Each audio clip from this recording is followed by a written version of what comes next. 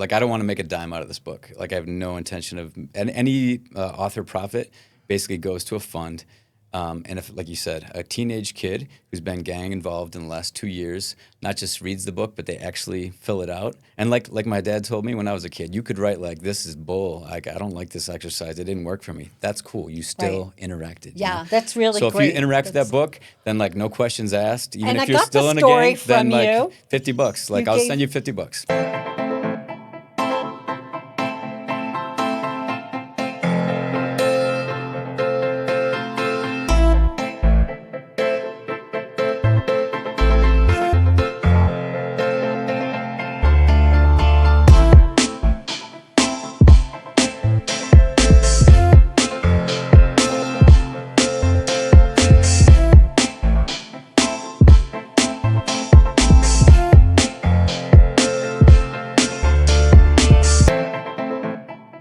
If you're within the sound of my voice, you are watching or listening to the Sterling Spin podcast, and I am excited to bring you a new spin on living, loving, learning. My goal is to bring you solutions for well-being, and today I open up the show. I bring you something of human interest. And I am grateful to have with me in the studio a gentleman who is also an author. I'm Liz Sterling, welcoming Ben Reddy to the Sterling Spin podcast. Hi, Ben. How's it going, Liz? He is a dedicated gang interventionist, and he works with the Longmont Youth Center, and he is a guide for young people to help them move away from cycles of violence and to hold out hope for them to have a brighter future. He's also the author of the book, The Knockabouts. I'm going to hold it up for you to see. This is The Knockabouts. It's a powerful story that blends firsthand experiences with the fiction to shed light on the realities that are faced by youth in gang-influenced communities. And Ben's commitment is to changing lives. His talent is for storytelling, which makes him a compelling voice in the conversation about community, safety, resilience, and hope. Welcome. Wow, wow, wow. That's you, Ben. I know. Well, we'll see. Oh, yeah. You know, It's a lot to live up to. I met you on the phone, originally invited you to be guest on the podcast, and you stepped in with a lot of pride about this book that you've written, because it's not just a book that you read, it offers the potential to be a book that you experience. Why don't you explain what it is that I just said? Yeah. When I was a kid, my dad was a journalist. And when I was a kid, he always taught me and my brothers to write in our books. So like underline things, not just underline and highlight, but writing in the margins of books, like interacting with a book. Because if you don't, then it's just a story. And stories may affect you, but you tend to not think about something like once you experience them, then you move on to something else. So it was always important to him for you to engage in a story. So he wanted you to write what you were experiencing, what you were feeling. Yeah. So you're talking different, because I remember when I got to college, we started doing highlighters. And we would highlight things that were the most important we wanted to remember. But it seems like there was a feeling component. Yeah, not just education, like highlight what's going to be on the test, or like, a summary or a key point you need to regurgitate to impress a teacher. Like, it's more like, what do you think of that? Like, I didn't agree with the author at all. That's bunk. Like, or that's exactly what happened to me with this friend, or like, this reminds me of my uncle, or to have the story be part of you. And I remember, and I do little drawings in my book sometimes, and I remember reading a Kurt Vonnegut book. I think it was like Breakfast of Champions or Slaughterhouse-Five or something. And then I saw that the author made crummy little drawings too. Right. And I've always encouraged my kids to write in their books too, and just engage with the story in like a deeper way. It's like a relationship between the author and the reader. Yeah. And you can't get that in a conversation. So you mean in a conversation like in a book? Like if you're just reading a book, exactly. And it's one not way. asking you to, through inquiry, actually, I think that's the style that you used, is inquiry. So you would offer a chapter, and I have to be honest, it was very raw, the story that you told in the first chapter. Can you tell us a little bit about that story? And did you make it up, or is it something that Yeah. actually happens in gangs? So this is, the whole book, The Knockabouts, is fiction. But it is definitely the elements of it, like some of almost all the characters I draw from young people that I've worked with, They that have I've funny played names. with. Yeah, nicknames, right? Like Yeah. that's like familiarity is nicknames. Yeah. And so, although it is fiction, like the kinds of things that happen, like a lot of the plot points and just the conflict in general, like happen a lot in real life. Yeah, as far as like kids growing up on the streets and So the one that, got me was the one, I think it was Pipsqueak, or what was his name? The little boy, he was an elementary school boy, and he stood up to the gang. And I was like so proud of him when I was reading it. I was like, wow, good for him. He's fearless. And they didn't like that he did that. So they took certain action. And I was thinking, did you with gangs find that branding? Because I think it was like a branding incident. Is that something that actually happened with a soldering iron? I'm like, this is too much. I yeah, can't believe I'm reading this. But yeah. you took us right in and you decided to do it in chapter 1. Right. Yeah, that certainly was. That's probably the single most violent thing that happens in the book, and it's definitely chapter 1 to kind of like get people's attention, to pull readers in. And yeah, it may be hard for some people to read, and it is not a common occurrence in gang violence. But I think what is natural and common in the world, it's in everybody's world, but certainly when it comes to violence, is like power. And so the main characters in the Knockabouts are like 17-year-old kids for the most part, and they feel powerless in the world around them, where like older people use violence in more established gangs. And so these like 6 friends basically decide that they don't want to get punked anymore. They don't want to get bullied anymore. They don't want to be told what to do, and they don't want to fall in with these established gangs that have already mistreated them, that mistreated their families, abused people, hurt people. And so they start out where they just want to have each other's backs. They just want to be loyal to each other, and just to have family. You know what I mean? That's what we all want. Is we want family. We want someone Right. to care about us. We want someone to notice us. We want a sense of respect.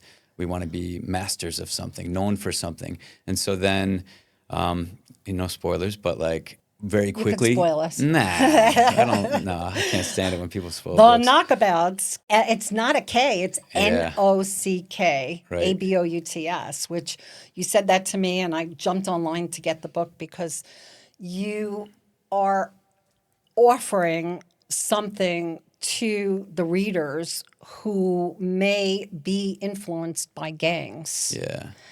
And and I started by saying you made the book experiential. Yeah. So one of the examples is what has been an obstacle in your life. I remember reading that. Like, what Yeah. have been obstacles? What obstacle is in your way right now? Draw that obstacle, and you have a big box, and so it's like you can draw that obstacle. And I remember another one, you did like a rollback to 4th grade. Do you remember when you were in 4th grade? That was the question. And you actually took me right back to 4th grade. And I had not recalled, I grew up in an affluent middle class neighborhood and went to school, but there were some kids in school who actually, I'm now realizing, they were like a gang, and we were all afraid of them. And they did exactly what you said. They took the power for themselves, and then they held it up to us, Yeah. and they're like, don't mess with Right, us. right. They had each other's backs, and it Yeah. was like, I thought I was completely naive to or immune to anything related to gang violence, but then I realized that I had a smidgen of it Yeah. in my own life. So, Yeah. I mean, I guess this asks the question, how did you get involved in gang youth? Yeah. How did you find your way into this world, and what surprises you the most about it? That's a great question. But just going back to the power piece, though, for a second, Liz, Yeah, yeah. like when we are powerless, and I say we because like these kids are no different. Gang involved youth, teenagers who come from trauma and stuff, they're no different than us. Like they want to feel safe, they want to feel cared about and everything. And so when you don't have power, you find a way to create it. You create a subculture, and that goes for anybody, whether it's taggers or skateboarders or goth kids or kids that are like go crazy, like nerding out and trying to become summa cum laude, or an athlete who wants to be the best athlete that they can. Like we want to be known, we want to be good at something.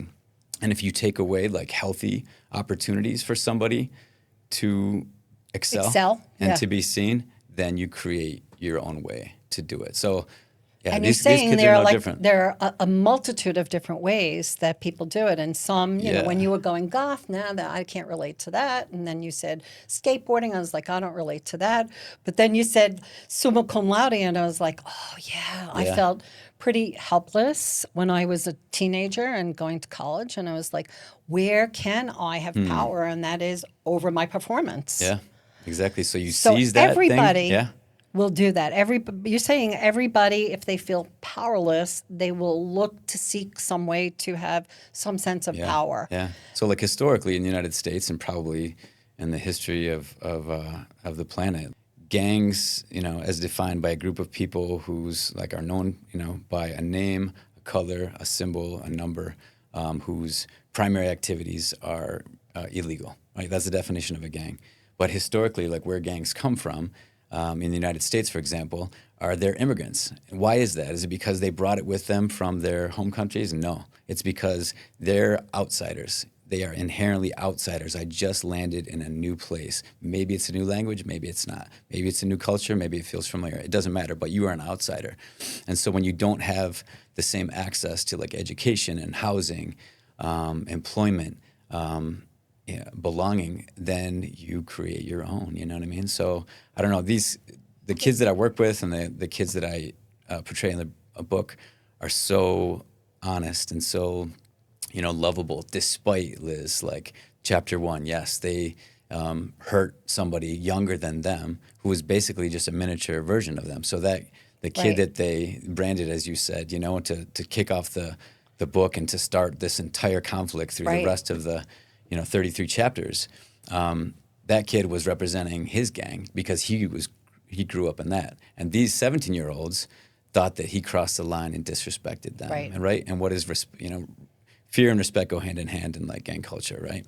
If you're not afraid of me, that means you don't respect me. That's the language, right? And so Wow. this kid disrespected them, and then one person in that group of 6 kids took it too far Yeah. and like really like hurt that little 10-year-old.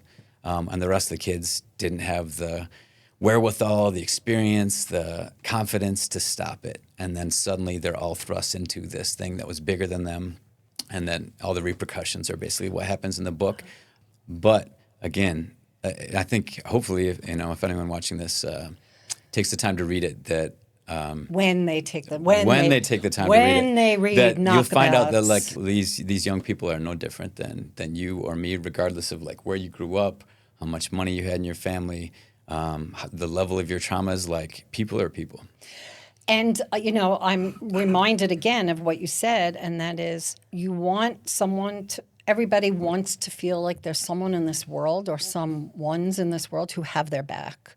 I mean, that's what it really is. I think it That's right. boils down to nobody really wants to feel alone or lonely or like an outcast or different, which is why this subculture gets created, because it's like a law of attraction. That's right. Yeah. That's right. Like look at lunch tables. You know what I mean? Like high school, middle school lunch tables. Like who are you going to sit by? Is it going to be like people with long hair? Is it going to be people who've got my skin color? Is it going to be people who live in my neighborhood? People who have about the same amount of like wealth, or apparent wealth. You're going to be And you're- attracted to exactly. who you are. I mean, you're going to Exactly. be attracted.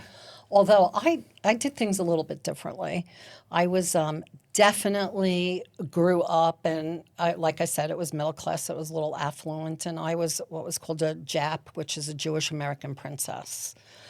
And I just, wanted nice things and pretty, and everything should be like hunky dory. And all my friends, we were airy and superficial and glammy and stuff like that. And then one day I remember, and it was in the early to mid 70s, I looked over at this group of people and they were labeled the hippies.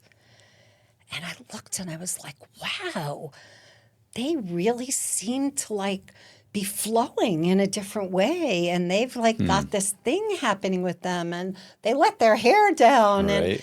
And I think I woke up the next day and I made my way into the group and I went from being a Jap to a hippie. It almost was like overnight. Wow. With a little bit of Yeah. mescaline and acid. I'm sorry I had to add that in, but it was the time of exploration. Yeah. So, all right, I'm going That's back great. to you, Ben Reddy. I would really like to find out. First of all, you have a lot of knowledge and information. I think it's wonderful. I do want to find out how this happened for you. Was it a confluence of events? Was it that you were in the right place at the right time? To getting into this line of work. Yeah, I mean, who becomes a gang interventionist? It Yeah. seems like an odd thing Yeah, yeah. and wonderful Yeah. at the same time. Yeah. Important. Well, first of all, maybe I should have told you this before the interview, but I am not an expert. I don't consider myself an expert in anything. And I feel like people who come into spaces not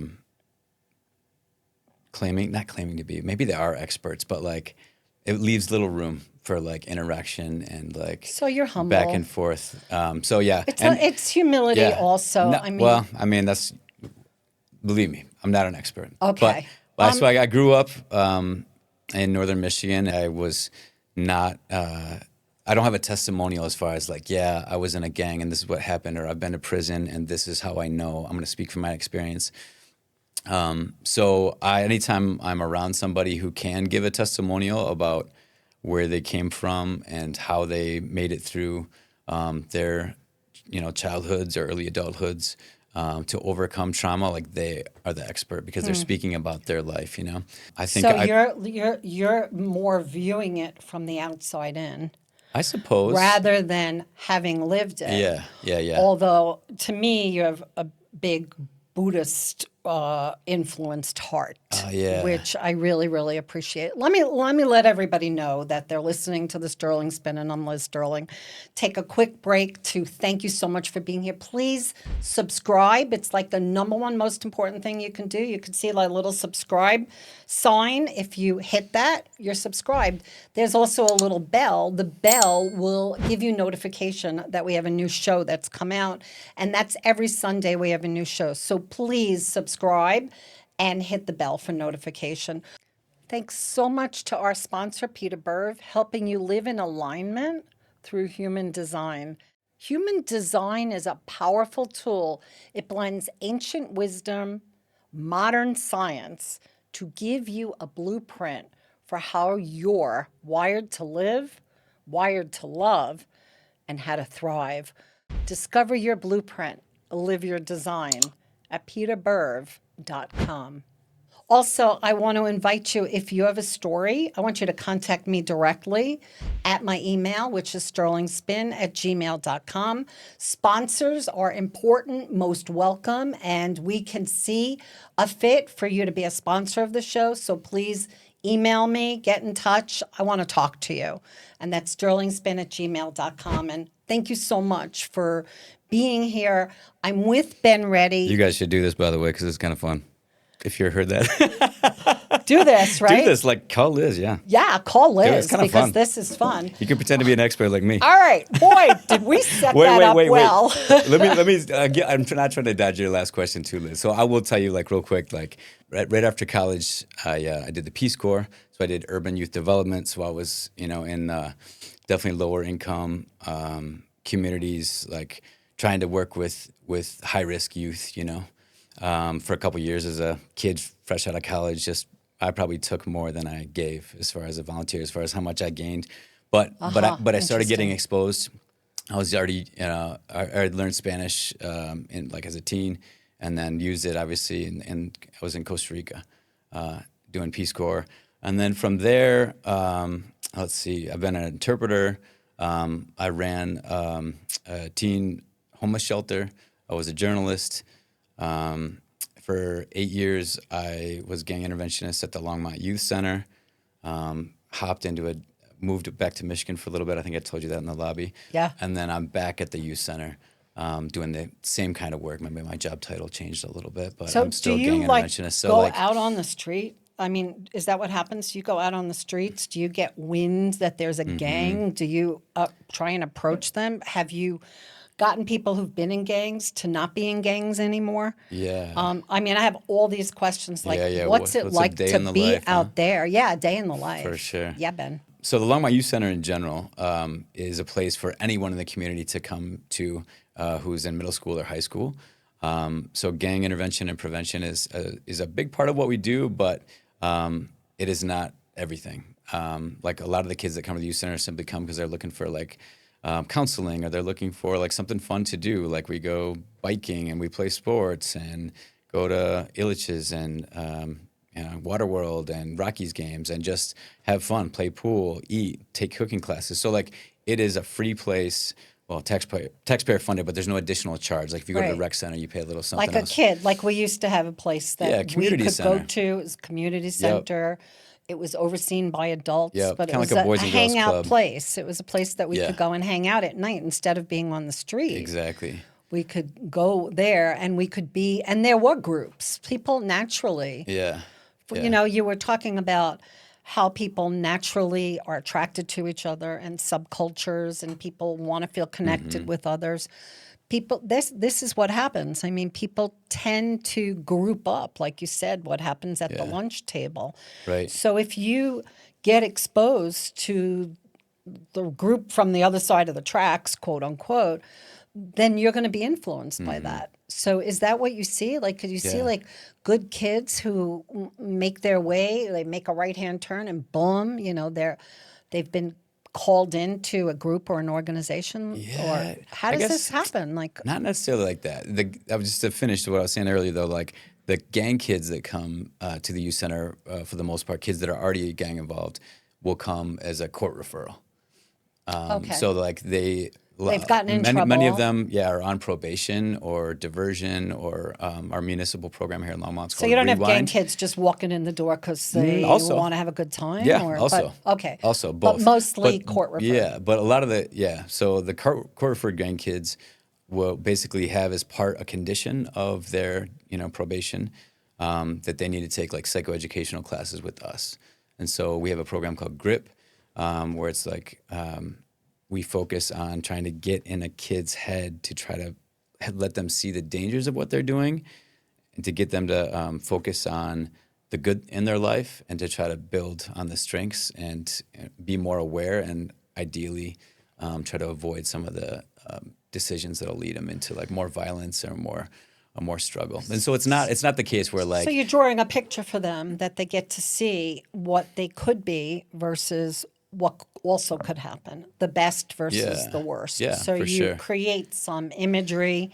When you say get into their head, you're like getting them to see the trajectory of what that road is going to lead right. to. Because I don't believe in bad kids or bad adults for that matter. Like, if Jay over there tells me that like he's hanging out with gang friends, and I say, "Oh, what are your biggest values in life?" And like most people will say like my family. I value my family over Right. almost anything else. You're like, "Oh, so if you got into a fight and were arrested, how would that impact your family?" And they're like, "Oh yeah, my mom would be super sad," or like my dad would be so disappointed in me, or man, I'd be a bad role model for my little cousins that look up to me. So you create that dissonance, like Right. what is it that you value, and then what is it you're doing, and where's that, and just create that kind of conflict where like, how do you explain that? What do you want to do about that? But if I'm given the answers and I'm like, hey, where gangs lead, Forget like, it. jail Right. and death, jail and death, jail and death. It's like, okay, mister, got it, thanks. But there's not that like buy-in. There's not that like processing going on in their own heads. And that's what you need to help somebody change their own lives. Yeah. So you're not telling them what to do, how to think, how to behave. You're getting them to touch into something within themselves that will then say, wow, I don't want to do that. You're actually helping them to be compassionate or even empathetic to the influence that they'll have to other people around them. That is beautifully said, Liz. Oh, thank you. Yeah, well, you use the word awareness, and I have to go to awareness because I have a strong feeling that you have some Buddhist influence. And the reason why is because of the quotes that are in your book and the exercises that are in your book. And I wanted to acknowledge you because you're teaching at the end of each chapter how to sit and be with oneself. And I love the exercise where you said you're going to close your eyes for a minute and in a place in which you feel really safe. And then you're going to listen for the sounds that you hear as far away as you possibly can. And you're going to let those sounds be heard by you. And so I did it. You know, while I was outside, I was reading the book, and then I did that. And it was the most inviting and unusual way to what I would call meditate or become present in the moment. So tell us about Thanks for these. trying. Yeah. So this, I did it. It was Yeah. great. I Thank you. loved it. I mean, I heard chainsaws too, but you know, You know but I what, heard the though? birds also. But I'll tell you what though, like when you're open to like reality, then it's you like your ego is constantly, not your personally, our ego, Thank the ego you. of a person is constantly like categorizing things, being like, oh, that's a good coffee. No, this is a bad coffee. Like this was a good interaction with my coworker. No, this is a bad interaction. Like you're constantly like classifying. So Narrate. like It's like in I a call it perfect narrating. Like, Yeah, this exactly. Is good. You're That's okay. you're That's labeling, what. right? Want to do this? I want to do that. So in a Ooh, perfect next I'm gonna world, though, do- like that chainsaw, because it's just as much a part of reality as the bird, then they're both just like, it's okay. Mm-hmm. You know what I mean? Like that's where I am right now. The chainsaw is happening. There's somebody who is doing work, maybe making money to provide for their family. That bird is communicating with other birds or just happy or whatever. I don't know why birds sing, but you know what I mean? Like They it's do all sing it's to all each good. other, I'm telling you. I And maybe the hear. chainsaws do too. You know, who knows, right? But Okay. so the setup to the book, though, like you say, is like it's a regular chapter, and hopefully it's a page And there's a turner. story. There's a There's story there. story. Like storytelling is amazing. I studied creative writing in college, and like that was my jam for a while.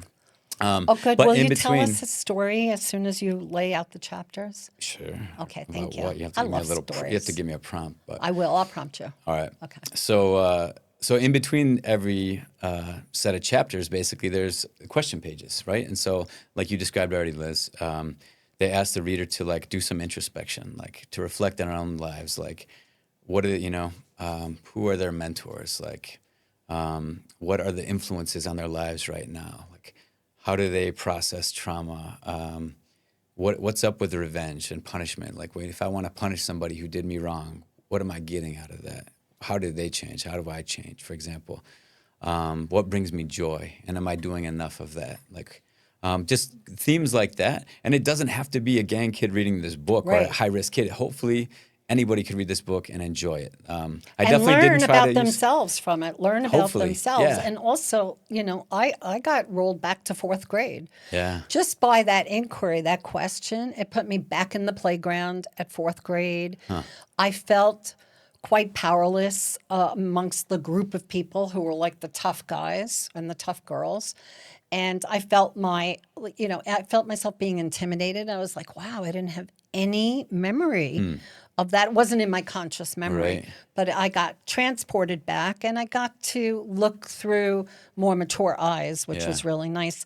Also want to mention, and I'm going to go back to that Buddhist influence part, if it's actually, did you study with Thich Nhat Hanh or have you been influenced by him? I kind of got the feeling that you had some of that. No, like Thich Nhat Hanh is definitely one of the people. I didn't study certainly with Thich Nhat Hanh, but like many of us, just like watching a Dharma talk on YouTube or reading his books, and not just Thich Nhat Hanh, but like other Jack Kornfield, I there you saw go. you had quotes Yeah. from Maya Angelou. I mean, I was really certainly. impressed. So you There's so put- many wisdom teachers out there, and like Thich Nhat Hanh is definitely one of my favorites. And so my story goes that, you guys ever heard of NaNoWriMo? It's basically like this thing. I think it's How no would longer. you spell this? What you're referring to? So it is an acronym. it's like National November Writing Month, and it's like I think it was a nonprofit that's now defunct. But in 2015, I'd already worked at the youth center for like 8 years, working with, gang involved youth, and I had moved to Michigan, so like had a different job then. But one of my wife's friends was like the local person trying to like rally people to write. Like, who doesn't want to write a book at some point, right? It's just sort of like on a lot of bucket lists, right? I want to capture whatever it is that I creativity think I or heard my. something like 75% of people, There I you heard it go. on Yeah. NPR, have a book in them that they Right. want to write. Yeah. Right. So in 2015, I wrote like maybe it was about a third as long of what the Knockabouts. knockabouts Which is sitting became. here. The knockabouts. There it is. Knockabouts. Yeah. Knockabouts. Ben Ready, author. So the concept of the NaNoWriMo is to like just crank out anything. Do not edit, just spew. Like, and try to hit this, I think, 50,000 word count, right? So I did that and I stuck it in a drawer for, I don't know, like 5 years, something like that, and just kind of forgot about it. And in the meantime, I had started making some changes in my own life and really getting into like mindfulness and meditation, and just trying to like tap into like more peaceful places in my life. Stop drinking, for example, and just rethinking about it. And then it occurred to me, wouldn't it be cool if I could bring some of this peace that I'm experiencing in my life and introduce it to the kids that I love and the kids that I work with every day in the youth center? Because it's very much, I don't know, my experience anyway has been like, oh, these are the street kids. This is how you talk to them or work with them, and you've got to just present things in a certain way. Otherwise, they're going to be bored. They're going to dismiss it. Right. And then you've got like a lot of this. I don't want to say spiritual, but yeah, maybe spiritual It or is like definitely mindful spiritual. work. Yeah. And then it's how is it couched? It's like, oh, these are like the mystic Boulder hippies, or these are the like religious nuts, or these are, like you said, the hippies.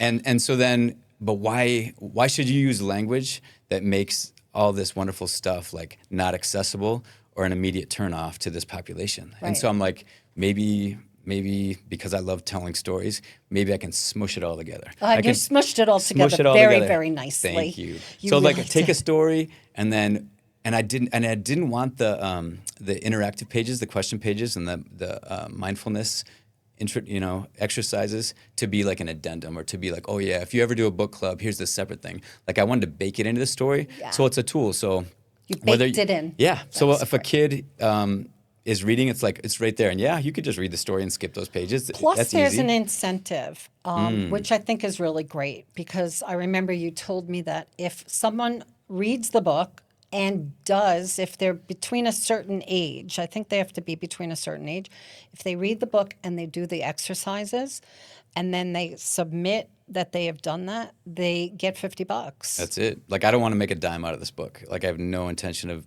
and any author profit basically goes to a fund.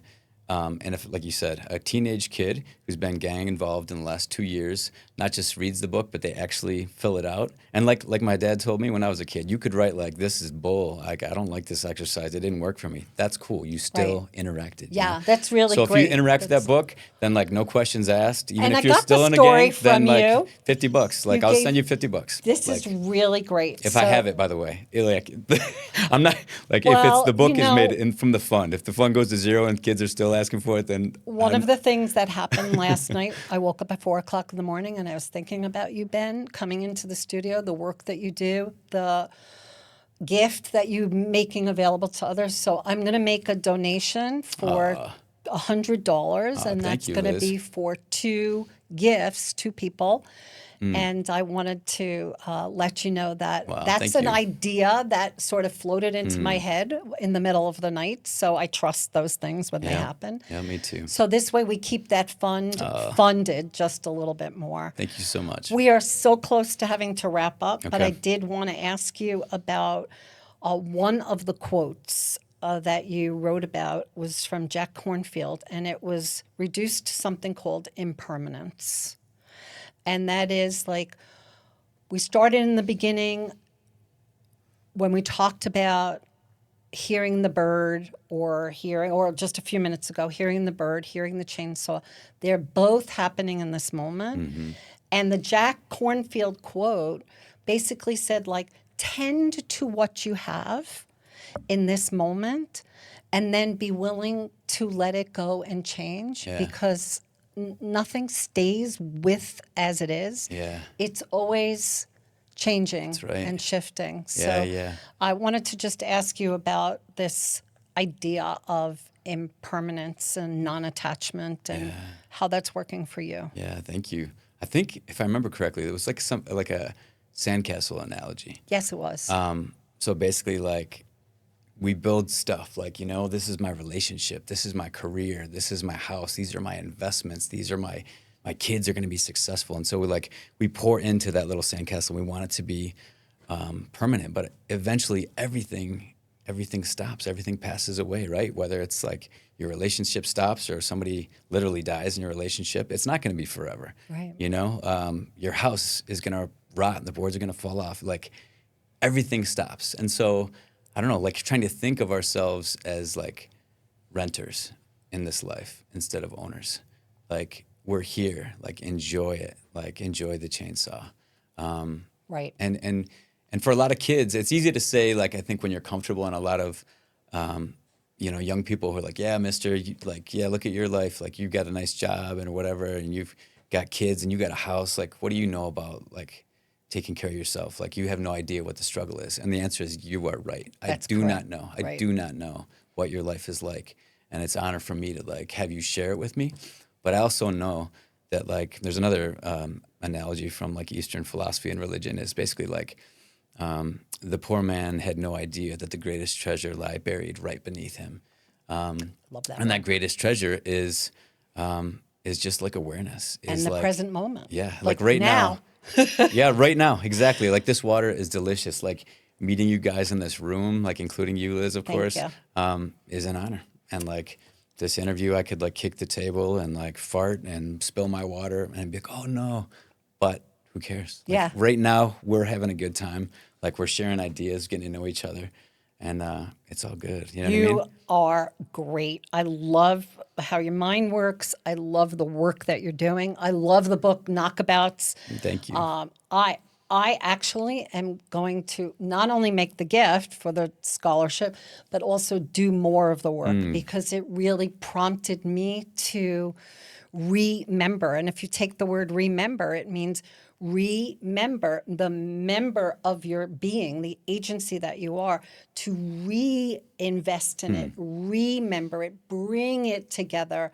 It's helpful for the healing of mind, body, and spirit. So thank you. Thank you so much for the time. This was fun, you guys. Oh my gosh, please subscribe to the Sterling Spin podcast. I'm Liz Sterling. Until the next time that you hear my voice, I wanted to say thank you so much. Your presence matters. I'm grateful for you to be here, and we'll be back again. Keep spinning toward tomorrow today. Bye.